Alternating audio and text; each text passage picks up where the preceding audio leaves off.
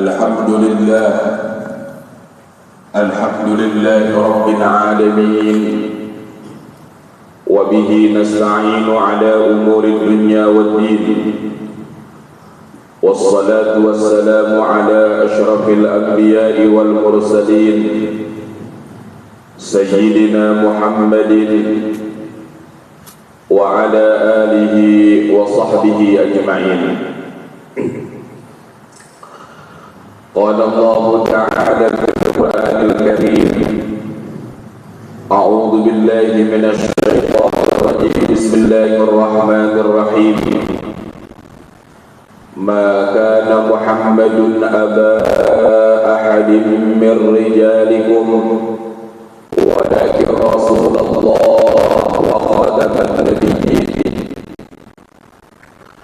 وقال أيضا: لقد جاءكم رسول من أنفسكم عزيز عليه ما عنتم حريص عليكم بالمؤمنين رؤوف رحيم.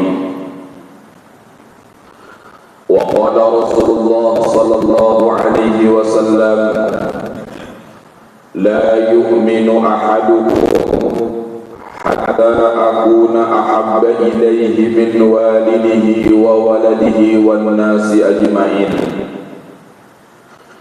وقال أيضا: لا يؤمن أحدكم حتى تكون هواه تبعا لما جئت به، أو كما قال النبي صلى الله عليه وسلم. Yang saya hormati dan saya muliakan, yang berbahagia Tuan Pengurusi, yang saya hormati seluruh EJK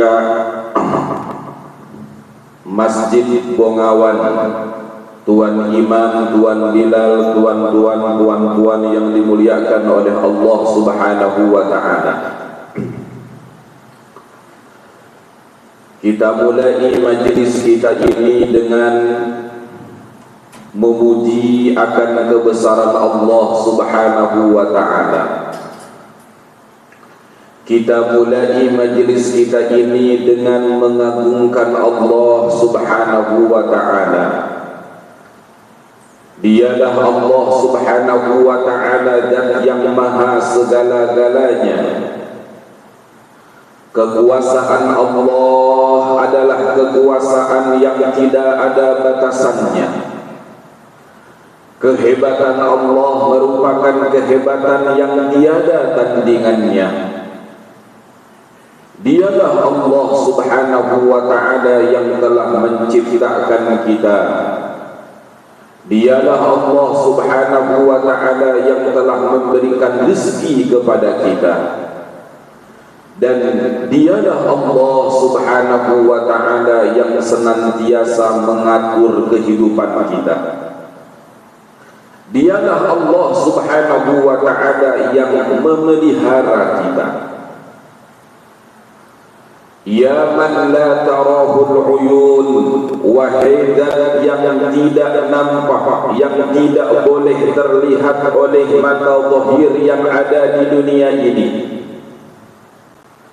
Tidak ada satu mata hatta malaikat Jibril alaihi salam yang pernah melihat akan Allah Subhanahu wa Ta'ala, karena begitu agungnya dan begitu mulianya Allah Subhanahu wa Ta'ala. Ada seorang nabi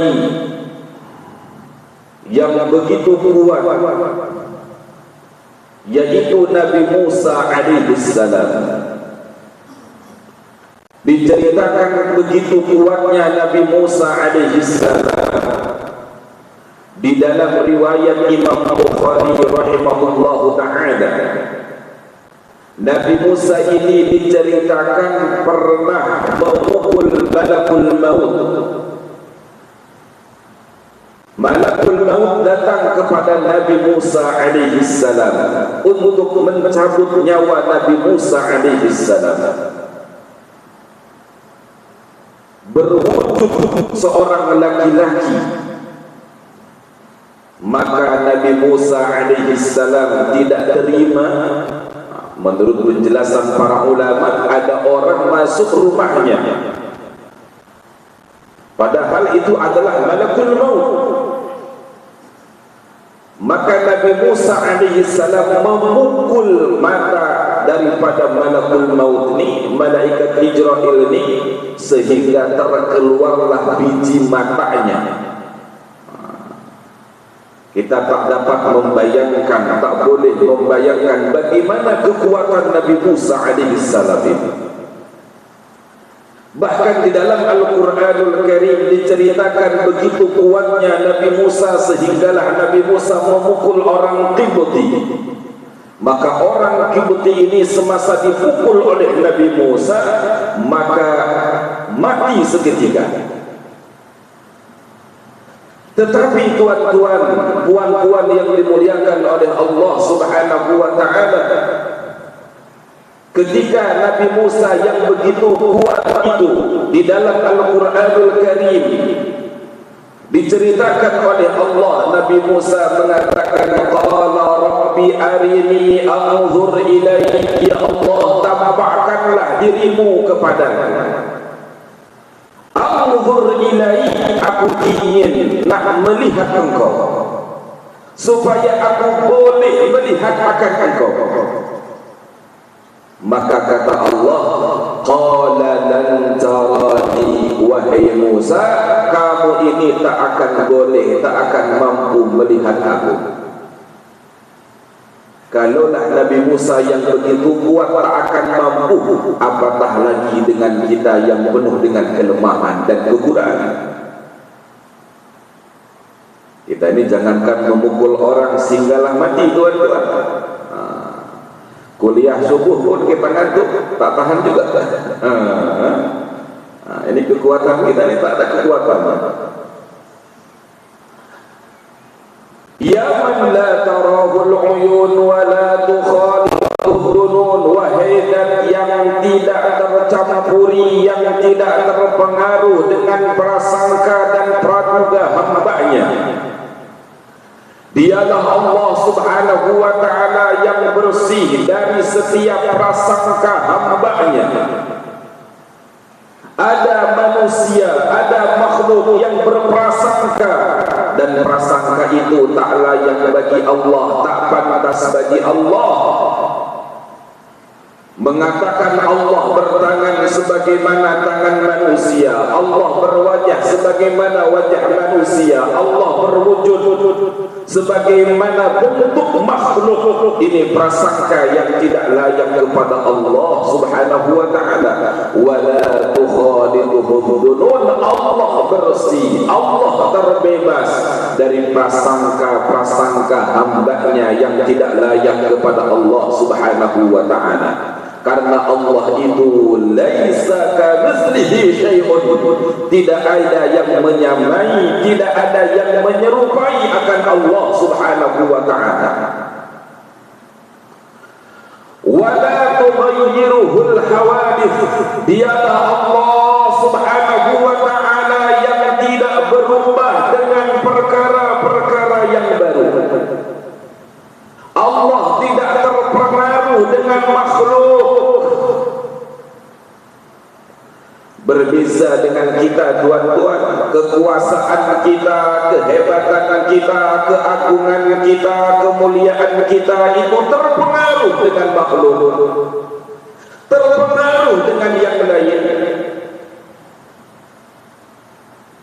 Macam kemarin tuan-tuan tengok di Indonesia tu, kemarin tuan-tuan mungkin nampak dalam YouTube tu, dalam Facebook tu, dalam TikTok tu, pejabat-pejabat dewan-dewan, pejabat dewan tu, kantor-kantor tu, daripada pejabat kantor Dewan Perwakilan Rakyat. Saya tak faham di sini apa itu. Macam YB kan? Rakyat mengamuk karena ada kalimat-kalimat yang tak pantas dan tak layak. Maka akhirnya kekuasaannya pun runtuh, tuan-tuan. dibakar pejabatnya, dibakar ofisnya, dibakar kantornya, bahkan akhirnya dipecat dari jabatannya. Itulah kekuasaan makhluk terpengaruh dengan yang lainnya. Kalaulah kita menjadi raja, tuan-tuan, kemudian ada setengah daripada rakyat kita pun tidak bersetuju dengan kita menjadi raja, goyang sudah kerajaan kita itu, goyang sudah kekuasaan kita itu. Sementara tuan-tuan, kehebatan Allah, kekuasaan Allah adalah kekuasaan yang mutlak, kekuasaan yang tidak bergantung dengan makhluk, kekuasaan yang tak boleh dirubahkan, tidak akan bertambah karena begitu mutlaknya dan begitu hebatnya dan begitu berkuasanya Allah Subhanahu wa ta'ala. Di dalam hadis qudsi Allah Subhanahu wa ta'ala berfirman melalui lisan baginda Nabi sallallahu alaihi wasallam, ya ibadi, wahai hambaku,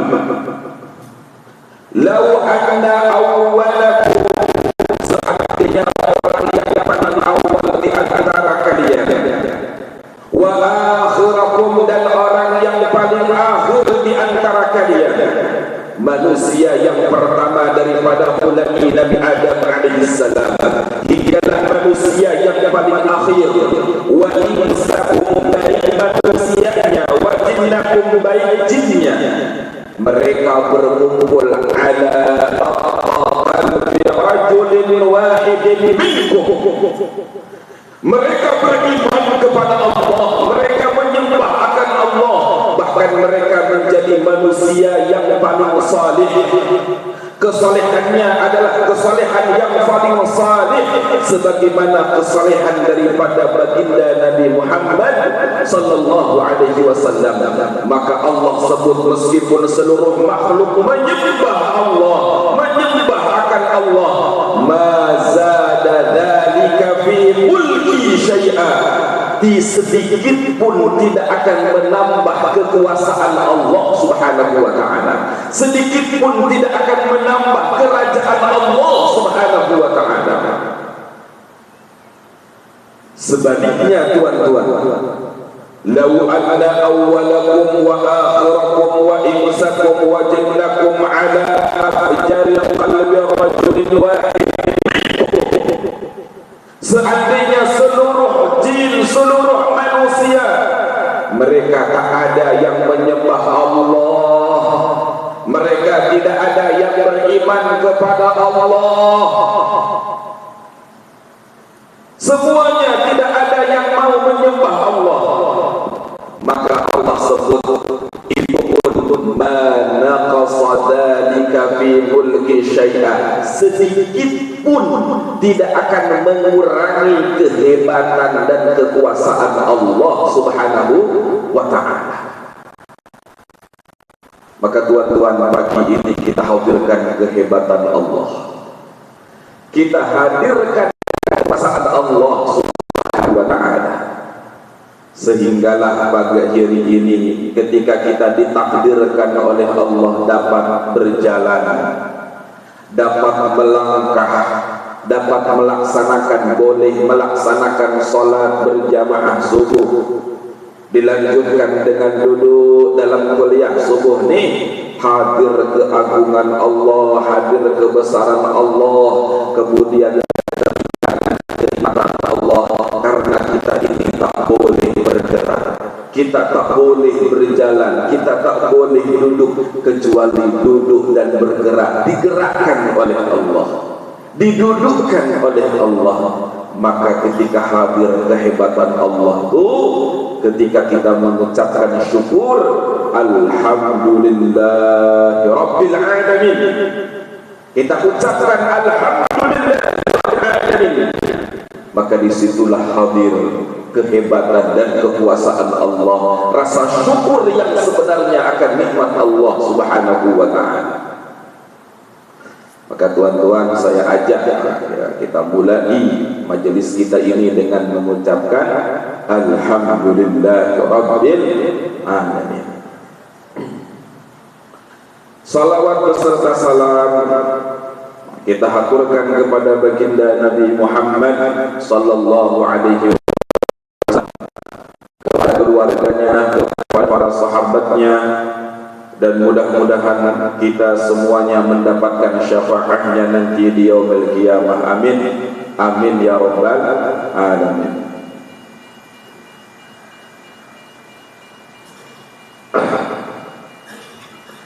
Tuan-tuan yang dimuliakan oleh Allah Subhanahu wa taala, saya diberi tajuk pada pagi ini adalah kuliah subuh dengan khas Maulidur Rasul sallallahu alaihi wasallam.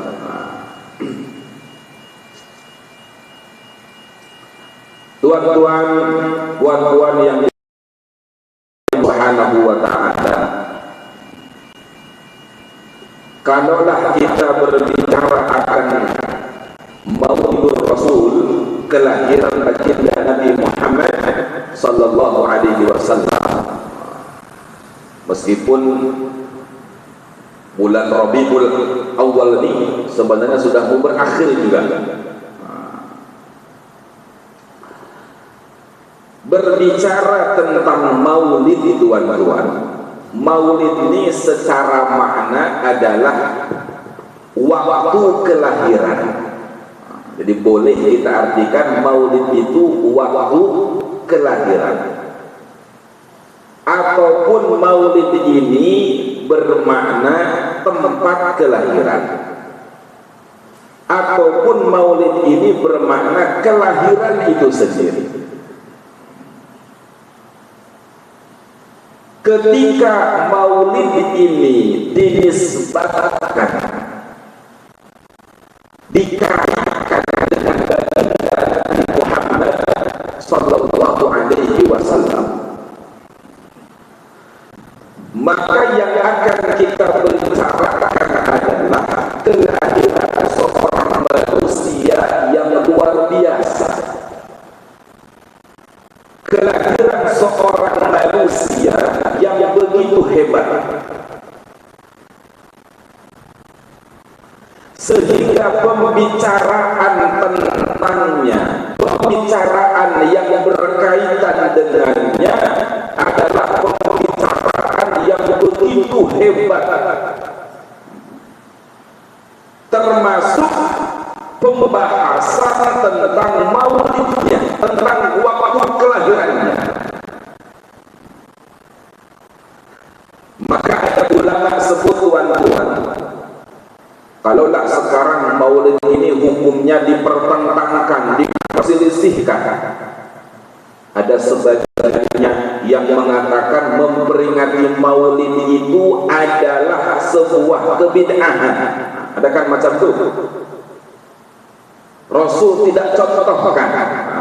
Ada pendapat yang macam itu, dan itu tidak kita ikuti, tuan-tuan. Kenapa demikian, tuan-tuan? Karena sebenarnya berbicara tentang kelahiran baginda Nabi Muhammad sallallahu alaihi wasallam, ini kita sedang berbicara kelahiran seseorang yang begitu mulia. Kita sedang berbicara tentang kelahiran sosok pemimpin dua alam, seluruh alam. Maka ulama sebut la ya'rifu qimatal maulid, tidak akan pernah menjadi tahu kepada qimah, harga, kedudukan maulid, yaitu maulid Muhammad sallallahu alaihi wasallam, kelahiran baginda Nabi Muhammad sallallahu alaihi wasallam. Qimatal maulud, tidak akan pernah mengetahui nilai kelahiran baginda Nabi Muhammad sallallahu alaihi wasallam orang yang tidak mengetahui bagaimana nilai orang yang dilahirkan itu, yaitu baginda Nabi Muhammad sallallahu alaihi wasallam. Jadi kalau kita berbicara maulid itu macam mana, maulid Nabi itu macam mana, maka orang itu tidak akan faham, orang itu tidak akan mengharapkan kelahiran baginda Nabi Muhammad sallallahu alaihi wasallam, sehinggalah dia mengetahui bagaimana nilai baginda Nabi Muhammad sallallahu alaihi wasallam. Maka tuan-tuan, untuk kita memahami bagaimana nilai maulid ini, kita harus paham bagaimana nilai baginda Nabi Muhammad sallallahu alaihi wasallam itu. Kita boleh melihat tuan-tuan, kalau hari ini ada orang yang tidak senang, hari ini ada orang yang tidak suka dengan Maulidur Rasul, maka sebelum dia tidak senang kepada maulid itu, ada satu makhluk yang Allah laknat, dan dia pun memanglah tidak menyukai kelahiran baginda Nabi Muhammad sallallahu alaihi wasallam. Siapakah makhluk yang dimaksud? Itulah iblis laknatullah alaihi. Tuan-tuan boleh melihat di dalam kitab Ar-Rawdul Anfi fi Tafsir Sirah An-Nubuwah. Imam Ibn Hisam mengatakan di dalam kitab tersebut, anna Baqiyuddin, bahwasanya Imam Baqiyuddin bin Mukhlad zakara fi tafsirihi, beliau menyebutkan di dalam tafsirnya, anna iblis, bahwasanya iblis la'anahullahu, semoga iblis itu dilaknat oleh Allah. Tidak ada doa lagi bagi iblis itu kecuali laknat. Tidak boleh tuan-tuan mengucapkan rahimahullah, tak boleh. Iblis itu memang dilaknat oleh Allah.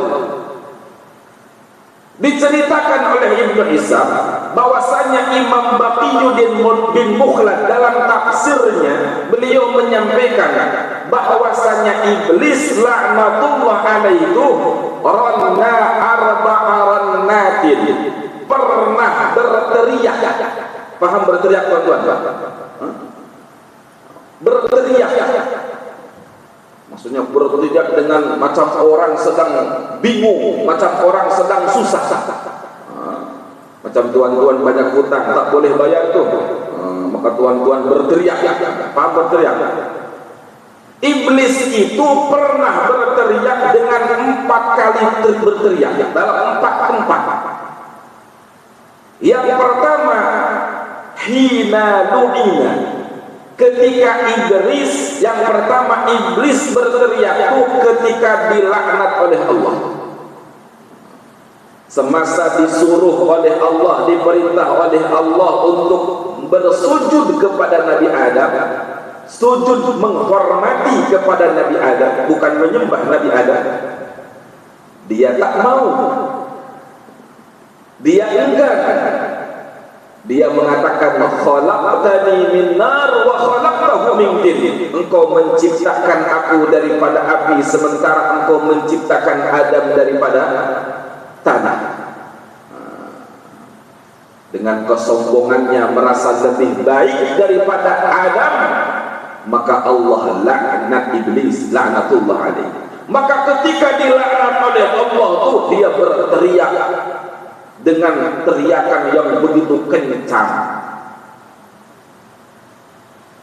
Kemudian yang kedua, iblis itu pernah berteriak hina uhbidha, ketika diusir, diturunkan daripada surga. Jadi semasa dia tidak taat kepada perintah Allah itu, Allah usir iblis, maka dia pun berteriak. Kemudian tuan-tuan yang ketiga, ini tuan-tuan yang ketiga, iblis pernah berteriak ketika hina wulida Rasulullah sallallahu alaihi wasallam, ketika dilahirkan baginda Nabi Muhammad sallallahu wasallam. Iblis tidak suka dengan kelahiran baginda Nabi Muhammad sallallahu alaihi wasallam. Apa sebab tuan-tuan?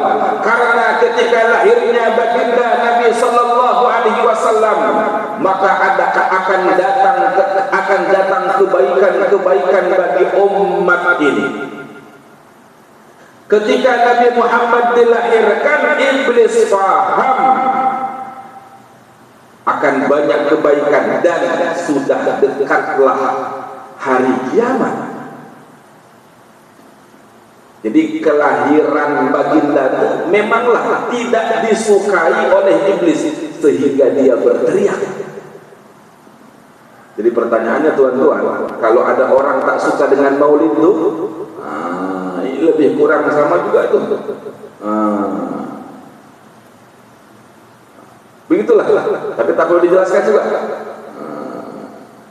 Kemudian yang keempat, ini ada dalil tuan-tuan, boleh dicek dalam kitab. Dan pun bicara tidak sembarangan.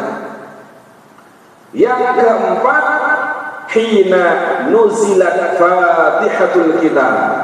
Yang keempat, iblis pernah berteriak itu ketika diturunkan al-fatihah, fatihatul kitab.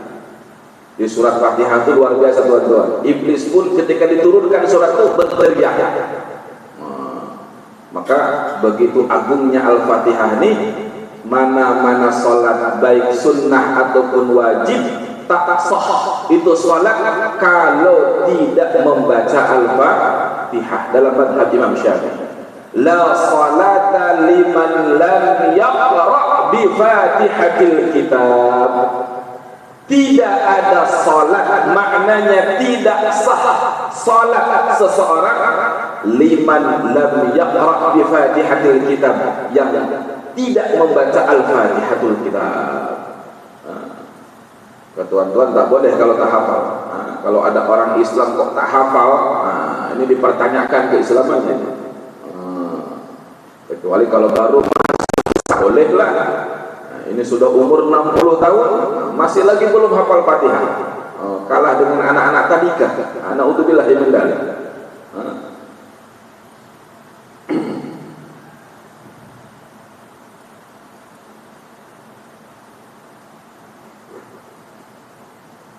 Begitulah tuan-tuan. Jadi iblis itu tidak suka dengan kelahiran baginda Nabi Muhammad sallallahu alaihi wasallam. Kemudian yang selanjutnya tuan-tuan, baginda Nabi Muhammad sallallahu alaihi wasallam sendiri ketika baginda ditanya, ya Rasulullah, tasumu yaumal itsnain, wahai Rasulullah, kenapalah engkau ini sering berpuasa pada hari Isnin? Nabi itu kan dalam setiap minggu itu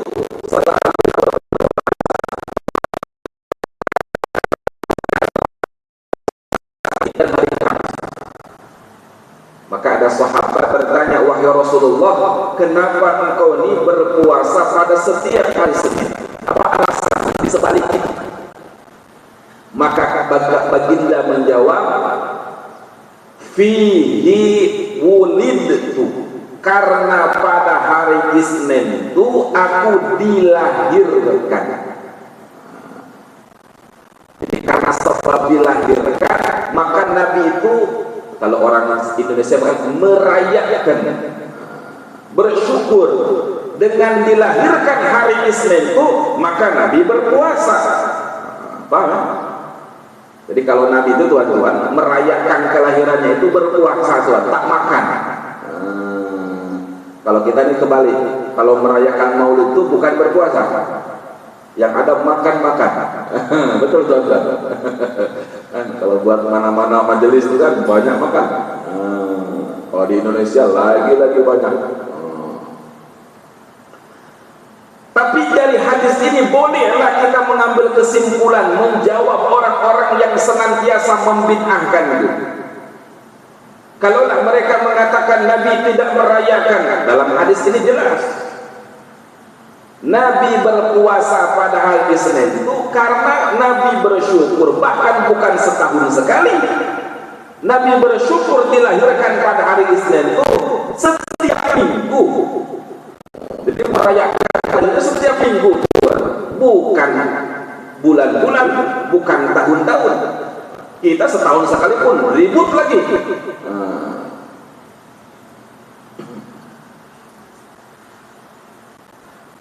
Kemudian tuan-tuan, ini saya sebutkan supaya tuan-tuan yakin bahwasanya ini maulid ini tidak bermasalah.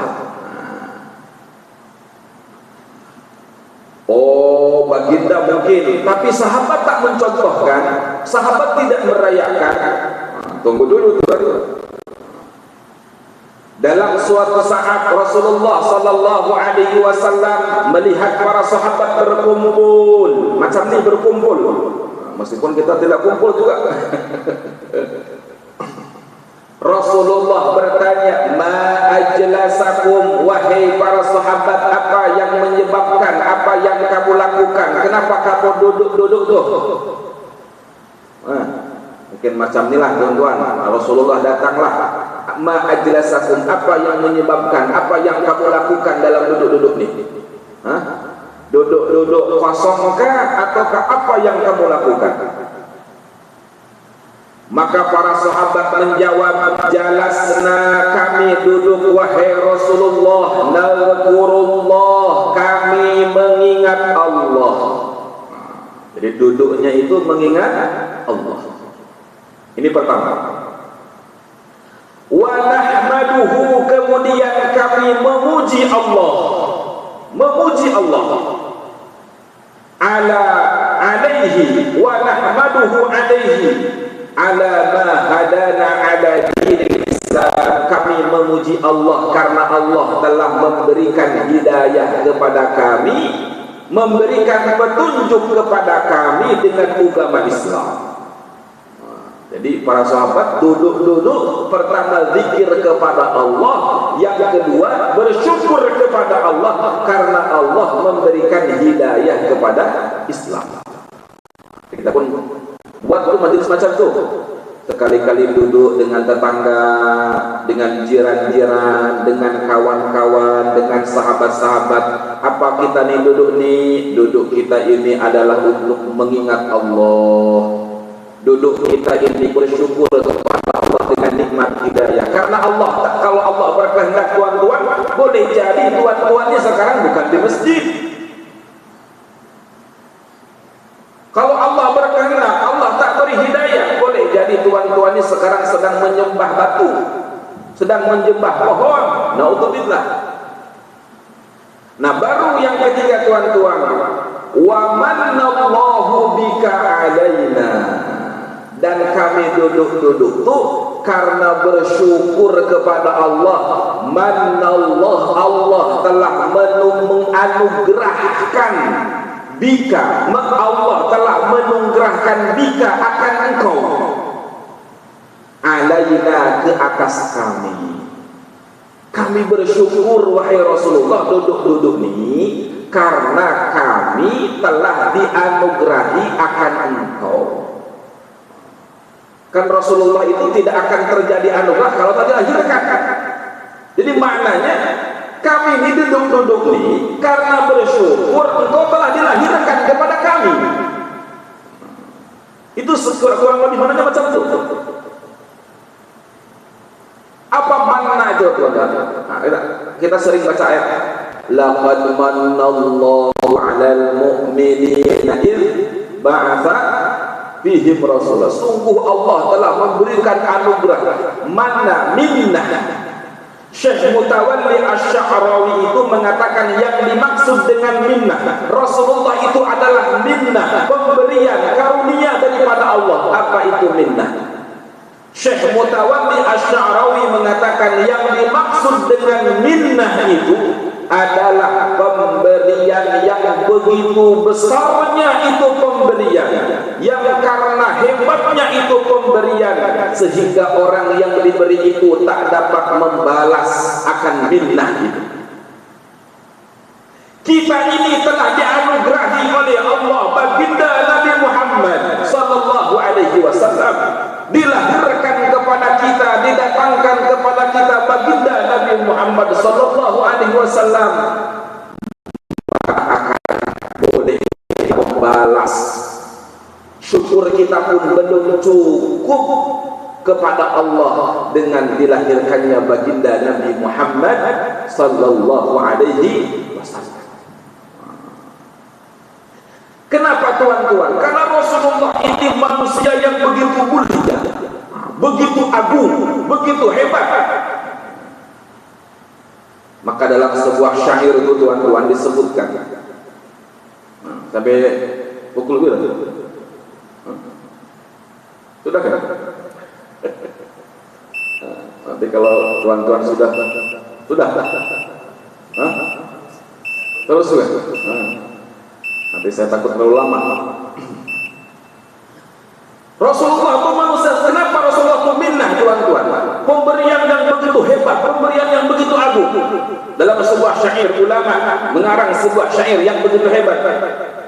Kamalat mahasinuhu falau ahdas sana lil badri inda tamamihi lam yukhsaf wa ala tafannuni wasifihi biwasfihi yafna zamanu wa fihi ma lam yusaf. Apa maknanya tuan-tuan? Apa maksudnya? Sungguh sempurna keindahan yang dimiliki Rasulullah sallallahu alaihi wasallam. Kamalan mahasinuhu, sungguh sempurna keindahan yang dimiliki oleh Rasulullah sallallahu alaihi wasallam. Falau ahdatsana lil badri, seandainya andaikan cahaya yang ada padanya, kesempurnaan yang ada pada baginda Nabi sallallahu alaihi wasallam diberikan kepada rembulan. Rembulan itu diberikan kesempurnaan baginda, keindahan baginda. Inda tamamihi lam yukhsab, niscaya rembulan itu ketika diberikan keindahan baginda Nabi, lam yukhsab, dia tidak akan pernah menjadi gerhana.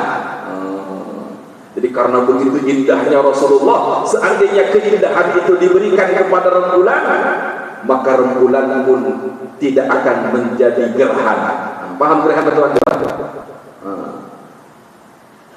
Wa ala tafannuni wasifihi biwasfihi, bagaimanapun seseorang pandai menceritakan keindahan yang dimiliki oleh Rasulullah, bagaimanapun seseorang itu pandai melukiskan daripada keindahan Rasulullah sallallahu alaihi wasallam, yafna zaman wa fihi lam yusaf, maka sebenarnya tuan-tuan ketika orang itu menceritakan keindahan karena begitu hebatnya baginda Nabi itu, yafna zaman, maka kalau kita ceritakan waktu pun tak akan cukup. Yang ada yafna zaman, waktu pun akan habis, waktu itu akan habis. Wa fihi ma lam yusaf, sementara masih lagi ada sifat-sifat baginda yang belum dituliskan, yang belum diterangkan, karena begitu agungnya baginda Nabi sallallahu alaihi wasallam.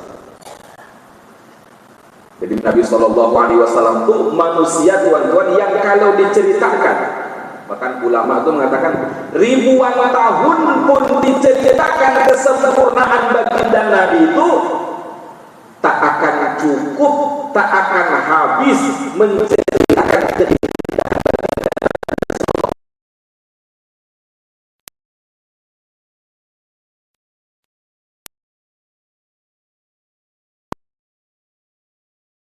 Alladhi tamma ma'nahu wa suratuhu thumma istafahu habiban bari'un nasami. Dialah seorang yang sempurna baik batinnya ataupun lahirnya. Nabi itu manusia yang bukan hanya sempurna lahirnya, tapi juga sempurna batinnya. Kalau kita ini tuan-tuan lahir pun tak seberapa sempurna, apalagi batinnya. Sudah jam 6 ya? Boleh saya kalau tuan-tuan sudah penat berbicara sama saya. Laqad ja'akum rasulun min anfusikum, sungguh telah datang kepada kalian seorang rasul dari golongan kalian. Sering kita membaca itu min anfusikum, sinnya itu dibaca kasrah, betul kan? Tapi ada riwayat Imam Ibnu Abbas, ada juga menyebutkan Imam Anas, bahkan ini adalah qiraah bacaan Siti Aisyah sebagai riwayat itu. Mereka bukan membaca min anfusikum, tapi min anfasikum, min anfasikum. Kalau anfusikum itu dibaca fu kan, anfusikum, ini anfasikum, fa-nya itu dibaca fathah, anfasikum, anfasikum. Apa makna, apa beza min anfusikum dengan anfasikum? Kalau anfusikum itu maknanya telah datang kepada kalian seorang rasul dari golonganmu, dari bangsamu. Tapi kalau kita baca min anfasikum dibaca fathah dua-dua, itu maknanya dari kalimat nafis, telah datang kepada engkau seorang rasul yang paling mahal harganya, yang paling sempurna di antara kalian. Jadi rasul itu manusia yang paling sempurna, tuan-tuan. Tak ada manusia di dunia ini yang sesempurna baginda Nabi sallallahu alaihi wasallam. Wajahnya begitu indah, wajahnya begitu ganteng, wajahnya begitu handsome. Tuan-tuan jangan merasa handsome. Handsome kita ini, ada ulama bagi tahu tuan-tuan, kehandsomean itu, kegantengan itu 100. 25/100-nya dari 100 itu diberikan oleh Allah kepada Nabi Yusuf. Dan Nabi Yusuf itu mendapatkan 25/100 dari kegantengan, dari kehandsomean. Baginda kita ini handsome-nya itu 50/100. Jadi lebih tinggi lagi daripada Nabi Yusuf. Yang 25 lagi, tuan-tuan, Allah bagi kepada nabi-nabi yang lain, kepada rasul yang lain, dan kita nih. Jadi kita ini hanya mendapat sedikit dari 25/100. Maka yang terjadi macam inilah, rusak semua. Memang begitu, tuan-tuan. Bayangkan, tuan-tuan, semasa Nabi Muhammad baginda kita lebih handsome daripada Nabi Yusuf. Nabi Yusuf saja yang hanya mendapatkan 25/100 kehandsomean itu diceritakan dalam Al-Quran. Falamma ra'aynahu akbarnahu wa qatta'na aydiyahunna. Wanita-wanita bangsawan, teman-teman daripada Zulaikha. Zulaikha ini kan tergoda oleh Nabi Yusuf. Kata ulama, janganlah kamu mengecam, janganlah kamu menjelek-jelekan, janganlah kamu menghina Zulaikha. Apa sebab? Karena Zulaikha itu sebenarnya wanita luar biasa. Apa sebab? Lihat perbandingan dengan wanita-wanita bangsawan. Wanita bangsawan itu hari-hari melihat Nabi Yusuf. Bagaimana handsome-nya Nabi Yusuf. Wanita bangsawan ini baru sekali melihat Nabi Yusuf. Maksudnya begitu. Zulaikha ini berhari-hari bersama Yusuf. Wanita bangsawan baru sekali melihat Nabi Yusuf, mereka sudah terlupa. Wa qatta'na aydiyahunna, mereka sedang memegang pisau, sedang mengupas buah. Terlupa, bukan buah yang dikupas, yang ada tangannya diiris-iris. Baru sekali melihat. Zulaikha ini meskipun tergoda, tuan-tuan, pada akhirnya, tapi tidak langsung tergoda. Sebenarnya Zulaikha itu wanita kuat. Ulama sebut wanita yang sangat kuat, meskipun pada akhirnya tergoda. Maka tuan-tuan, seandainya baginda kita ini kehandsomeannya, kegantengannya Allah nampakkan, cuma kata ulama, baginda kita ini kehemsemannya diliputi dengan dua perkara.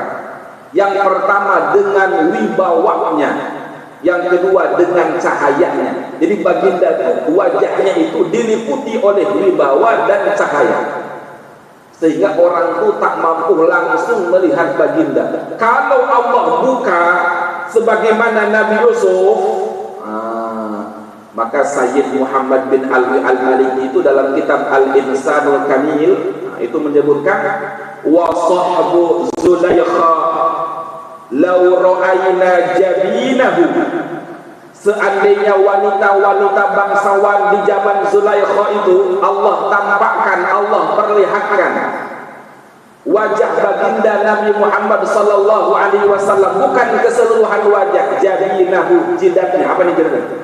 Saya pun tak paham apa nih? Dahinya. Seandainya mereka hanya melihat dahi baginda saja, melihat Nabi Yusuf saja sudah terlupa.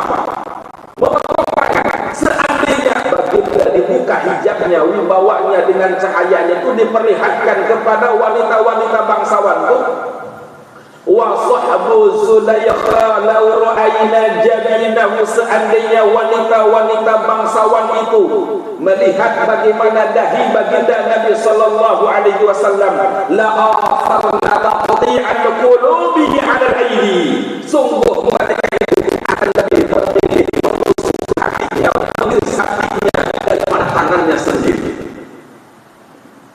Maka Allah itu sayang kepada ini umat, kepada para sahabat. Kalau Rasulullah wajahnya dinampakkan sebagaimana Nabi Yusuf, oh banyak orang bunuh diri dengan melihat baginda, tidak sadar menusuk, saking terpukaunya dan takjubnya melihat. Man ana